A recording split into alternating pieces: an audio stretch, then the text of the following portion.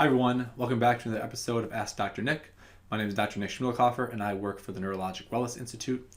And today's question is, what do all people need to know after suffering a concussion? And this can be pretty general because there are a lot of things that athletes should know about risks of concussion, but when it comes to after first suffering a concussion, what are the two main things that people should know about to do to help to improve their outcomes long term? One of them is exercise and how we can utilize exercise to improve blood flow to the brain. And the other one is a few dietary supplements that can be really important in improving recovery outcomes. And so basically what I want to do is just walk through a pretty short review article that talks about these 2 points, exercise and certain dietary supplements, in decreasing traumatic brain injury, concussion, and improving those outcomes, especially for athletes, but for anybody that has a concussion. So we're going to get right into the paper. It is from the Sports and Exercise Medicine Journal. It's called The Role of Exercise and Dietary Supplementation in Attenuation of Traumatic Brain Injury in American Football. The author here is Dr. Lee. And it is from 2019, I believe, when it was published. And so if we look at the abstract, you can just talk about how TBI has main mechanisms of causing cell death, both direct cell to direct axonal injuries, so direct connection issues, and neuronal inflammation.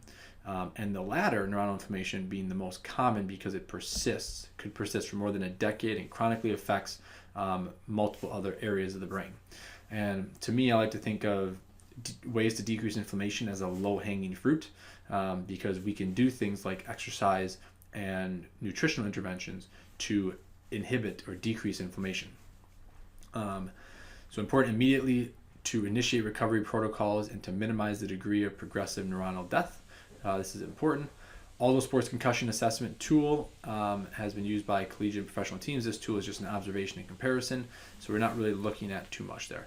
Okay, regarding this, so exercise and nutritional supplementation has been reported to be effective. Endurance exercise along with supplementation of fish oil, caffeine, vitamin D seems to elicit neuroprotective effects. Creatine is also one that we'll talk about here as we go. So, talk about new blood markers. Okay, basically exercise interventions in TBI recovery. So real quick, my overview of this is that exercise helps improve blood flow to the brain. So when you first have a concussion, you have decreased blood flow to the brain because the body does not want more fluid going there to cause swelling, and swelling causes pressure against the skull. There's basically no fluid to go. So the body just says, okay, we're not going to put more blood into that area because we can't fit anymore. It just would cause too much pressure. And so if we don't have good blood flow to the brain because of inflammation, now we need to find ways to slightly increase that blood flow without increasing too much pressure, without causing too many symptoms, but just increase blood flow so we can get nutrients and oxygen there to decrease inflammation. And so there are animal studies that show that endurance exercise can decrease inflammation following a TBI. There are also multiple human studies that, like, abstaining from exercise for 5 weeks following a brain trauma significantly reduces neuroinflammation and hand dysfunction when compared to exercise intervention imposed after 1 week. But also, exercise can be a potential intervention for neuroprotection via neurogenesis. So initiating exercise too soon might be an issue, but at the same time, because we don't want to exacerbate symptoms, but it can also improve recovery time.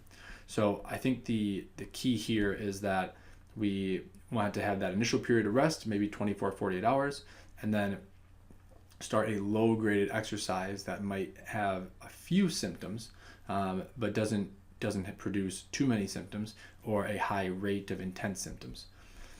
Okay, supplementation. So creatine is huge. For instance, creatine supplementation for mild TBIs has been reported with 0.4 grams per kilogram of creatine given to children. So that's basically about 5 grams for your average 150-pound person. And so it could be just a little bit less or a little bit more depending on the size of the person. basically improved severe or several physiological symptoms, including post-traumatic amnesia, communication, and cognitive function. So that's fantastic. We know omega-3 fatty acids are important in the brain. Omega-3 fatty acids are 30% of the brain is DHA, so docosahexaenoic acid, right here. And it has been helped to enhance expression of brain-derived neurotrophic factor, which is, or BDNF. BDNF is a really important factor for neuroplasticity. So it can help maintain with memory retention, learning process.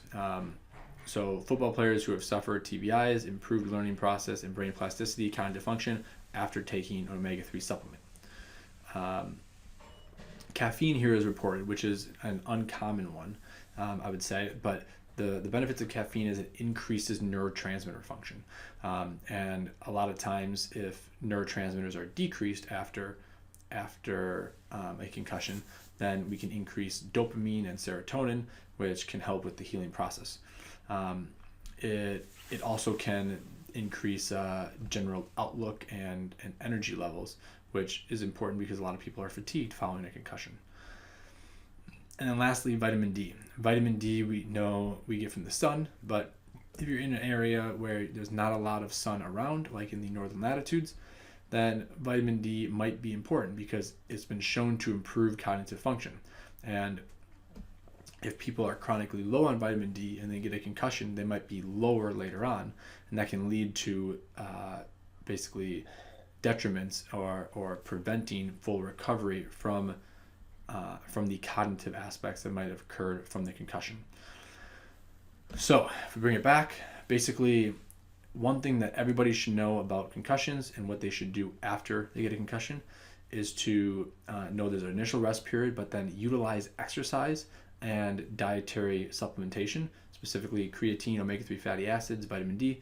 I can throw in magnesium as well, but utilizing those for a good concussion recovery. And the faster you start those, the better it is for the brain and improves outcomes long term.